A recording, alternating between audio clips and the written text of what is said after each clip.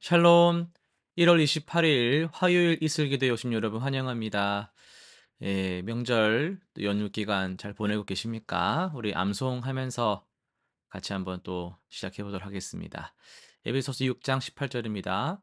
시작. 모든 기도와 간구를 하되 항상 성령 안에서 기도하고 이를 위하여 깨어 구하기를 항상 힘쓰며 여러 성도를 위하여 구하라. 한 번 더 하겠습니다. 모든 기도와 간구를 하되 항상 성령 안에서 기도하고 이를 위하여 깨어 구하기를 항상 힘쓰며 여러 성도를 위하여 구하라. 아멘. 예, 오늘 우리가 살펴볼 하나님 말씀은 창세기 29장, 마태복음 28장, 에스더 5장, 사도행전 28장입니다. 이 네 본문을 반전이라는 주제를 통해서 살펴보도록 하겠습니다. 창세기 29장에서는요. 형을 피해 도망친 야곱이 하란에서 새로운 삶을 시작을 합니다. 우물가에서 라헬을 만나서 사랑에 빠지고 7년을 기쁘게 일하여 그녀를 아내로 맞이하고자 하죠. 그러나 라반의 속임수로 레아를 먼저 아내로 맞게 되는 예상치 못한 반전이 있었습니다. 결과적으로 야곱은 레아와 라헬을 통해 이스라엘 12지파의 기초가 되는 자녀들을 얻게 됩니다. 마태복음 28장에서는 부활의 영광스러운 반전이 나타나는데요. 십자가에서 죽으신 예수님의 부활은 역사상 가장 극적인 반전입니다. 대제사장들은 무덤을 봉인하고 군사들을 배치했지만 천사가 나타나서 돌을 굴려내고 예수님은 부활하셨죠.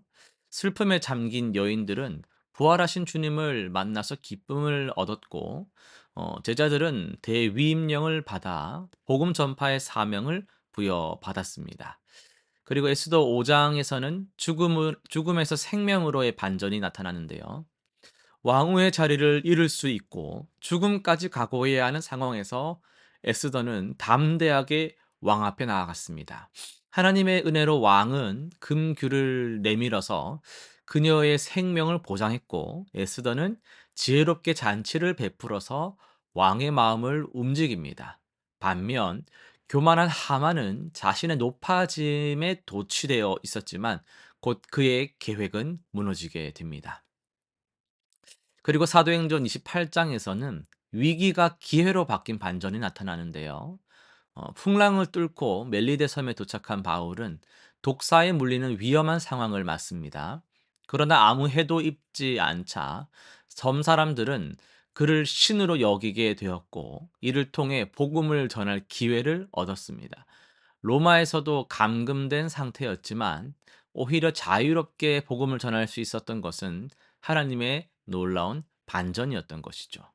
이 모든 사건들은 절망적인 상황에서도 하나님이 어떻게 반전을 이루시는지를 보여주고 있습니다. 인간의 계획이나 예상과는 달리 하나님은 당신의 뜻을 이루시면서 더 큰 축복을 예배하고 계신다라는 것을 우리가 알 수 있죠. 예, 오늘 우리가 마태복음 28장을 좀 더 살펴볼 텐데요. 마태복음 28장 전체적인 내용을 우리의 아픔을 아시는 하나님의 반전이라는 제목으로 말씀을 전하도록 하겠습니다. 예수님의 죽음 앞에서 제자들과 여인들이 느꼈을 그 절망감을 우리가 얼마나 알 수 있을까요? 우리가 어떻게 이해할 수 있겠습니까? 그들에게 예수님은 단순한 스승님 이런 정도가 아니었죠. 온 삶의 희망이었고 자기들의 미래였고 의지할 수 있는 전부였던 거죠. 그런 예수님이 십자가에서 돌아가셔서 싸늘한 이제 주검이 된 겁니다. 오늘날 우리도 비슷한 절망의 상황을 경험합니다.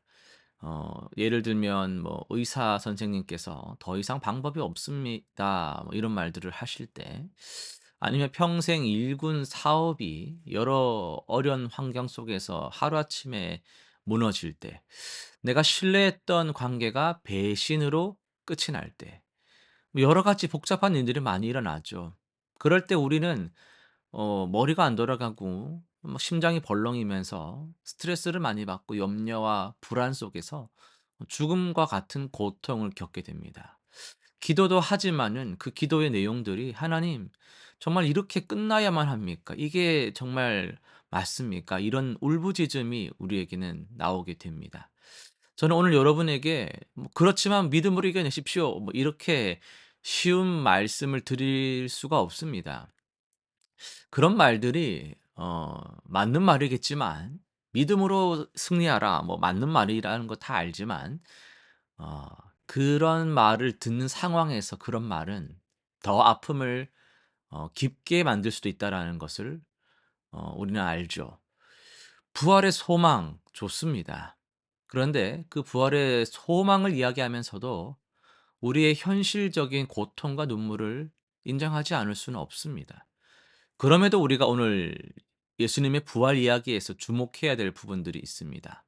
부활하신 예수님께서 제일 먼저 찾아가신 분들이 누구냐라고 할 때 그것은 바로 가장 깊은 슬픔 속에 있던 이들이었다라는 사실입니다.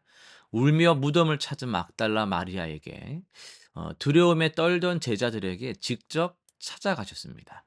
그들의 아픔을 그대로 인정하시고 거기서부터 새로운 희망을 보여주신 겁니다.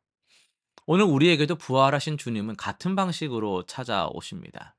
우리의 아픔을 외면하지 않으시고 그 자리에서 그곳에서 우리를 만나 주시기를 기뻐하십니다. 때로는 우리의 상황이 우리 마음처럼 당장 아주 크게 팍 바뀌지 않을 수도 있습니다. 병이 곧바로 낫지 않을 수도 있고요. 무너진 살림이 하루아침에 회복되지 않을 수도 있습니다. 그러나 부활하신 주님은 우리 곁에 계시면서 그 우리의 한순간 우리의 한 걸음을 우리와 함께 하시고 함께 걸어가신다는 사실입니다. 우리의 눈물을 닦아 주시고 지친 어깨를 붙들어 주시며 작은 희망의 빛을 비춰 주시는 분이십니다. 때로는 믿음의 지체를 통해서 그렇게 역사해 주시고 때로는 예상치 못한 도움을 통해서 우리로 그런 주님의 인도를 깨닫게 하시고 때로는 말씀을 들을 때 지금과 같은 시간들을 통해서도 우리에게 위로와 힘을 주시는 분이시죠. 예수님의 부활은 우리에게 이렇게 말씀하십니다. "네가 지금 겪는 이 어둠이 마지막이 아니라 내가 죽음도 이겼으니 반드시 너의 삶에도 새로운 아침을 열어 주겠다." 이것이 바로 부활의 약속입니다. 우리가 지금 터널의 한가운데 있다고 해도 부활하신 주님은 우리의 손을 잡고 계신다라는 걸 꼭 기억하시기 바랍니다. 우리의 눈물과 우리의 한숨을 아시는 주님께서 결코 우리를 포기하지 않으실 겁니다. 지금은 더디게 보여서 정말 끝나지 않을 것처럼 보일지라도 그 상황은 반드시 주님의 뜻 안에서 끝이 나며 성취되며 주님 반드시 우리를 건져내실 겁니다. 오늘 우리 실천 사항 세 가지 정하면서 말씀을 좀 더 옮겨 보고 싶은데요. 첫 번째 실천 사항은요. 나의 아픔과 고통을 주님께 정직하게 한번 털어놓는 거죠. 주님 다 아시잖아요. 우리 마음을 상황을 다 아시기 때문에 정직하게 털어놓는 것이죠. 매일 10 분이라도 10 분이 뭐 드라마 볼 때 10 분은 되게 빨리 가는 것 같지만 뭐 하나 딱 하려고 가만히 앉아서 10분 하려면 되게 또 긴 시간일 수 있어요. 10 분은 되게 중요한 시간입니다. 10 분을 조용한 시간으로 만들어서 일기처럼 기도문을 한번 써 보는 거예요. 그냥 늘 하던 말 반복하는 기도 그런 말이 아니라 정말 생각하는 마음으로 딱 생각해 가지고 기도문을 한번 써 보는 거죠, 솔직하게. 억지로 믿음 좋은 척 "사랑하겠습니다." 이런 게 아니라 "사랑하기 싫다. 용서하기 싫다. 이 아픔 내가 다 그냥 도망치고 싶다." 그런 말들 솔직하게 있는 감정 '열받아 죽겠다. 정말 속이 썩는다.' 이런 것들을 써 보는 거예요. 그게 기도잖아요. "주님, 주님의 은혜로 오늘도 잘 살았습니다." 은혜로 안 살았는데 뭐 말만 주님 다 아시는데 끙끙 앓고 있는 거 다 봤는데 그거 어떻게 거짓말을 하면 안 되는 거잖아요. 그러니까 솔직하게 한번 털어놓는 기도문을 한번 써 보는 게 첫 번째. 두 번째, 고통 중에 있는 지체들과 그 유대 관계를 계속 확장시켜 가는 겁니다. 다 우리 기관들은 또래잖아요. 좀 연배가 비슷한 분들끼리 다 묶여 있잖아요. 그러니까 그 삶의 레파토리가 좀 겹치는 게 많습니다. 에피소드들이 다 좀 유사한 것들이 많단 말이죠. 자녀들의 연령대라든지 직장에서의 어떤 상황들 공유할 수 있는 것들이 더 많아요. 그러니까 교회 안에서 또 비슷한 어려움을 겪는 지체들과 소그룹으로 만나서 서로 위로하고 격려하면서 함께 그 순간들을 이겨내가는, 내 혼자가 아니라 함께 간다라는 것들을 인식하는 그런 섬기고 도움을 받는 기회를 만들어 보시길 바랍니다. 세 번째는 작은 감사의 요소를 찾아보는 거죠. 매일 저녁에 그날의 작은 은혜라도 한 가지씩 기록하는 거예요. 아침에 일어나서 기도문을 쓰고 그렇게 10 분씩 했다면은 저녁에는 감사를 한번 기록해 보는 거죠. 힘들 때마다 과거에 하나님께서 도우셨던 순간들을 기억하면서 묵상해 보는 거죠. 하나님의 흔적을 찾아보시기 바랍니다. 기도 제목 세 가지 정리하겠습니다. 첫 번째 기도 제목은요. 현재의 어려움 가운데서도 하나님의 임재를 경험하게 하시고 그 하나님의 때에 하나님의 방법으로 새 길을 열어 주십시오. 이렇게 기도하면 좋겠어요. 두 번째는요. 절망의 순간이 올지라도 포기하지 않는 믿음 주시고 지친 마음에 새 힘과 용기를 더하여 주옵소서. 마지막 세 번째는요. 내 고난이 결코 헛되지 않게 해 주시고 이를 통해서 다른 이들을 위로해 주시고 또 내가 누군가를 섬길 수 있는 성숙한 그런 신앙과 지혜와 은혜를 주십시오. 이렇게 기도하면서 오늘 하루를 또 살아가며 명절 시간들 잘 보내시기를 바랍니다. 기도하고 마치겠습니다. 선하신 주님 감사합니다. 오늘 우리가 이 반전의 하나님의 역사를 살피며 우리 삶에도 이러한 부활의 소망, 반전의 역사가 있기를 간절히 기도합니다. 우리의 상황이 기도하는 만큼 순식간에 역전이 일어나지 않을지라도 부활의 약속을 우리가 믿으며 한 시간 한순간을 다 주님과 동행하며 이 시간들을 잘 이겨내기를 원합니다. 믿음이 연단되는 시간을 통하여서 우리가 성숙해지게 하시고 나 하나의 고통으로 끝나는 것이 아니라 누군가에게 위로가 될 수 있는 시간으로 하나님이 귀하게 쓰시는 삶의 모양으로 다듬어져 갈 수 있도록 우리 가운데 역사하여 주옵소서. 감사드리며 예수님의 이름으로 기도드립니다. 아멘.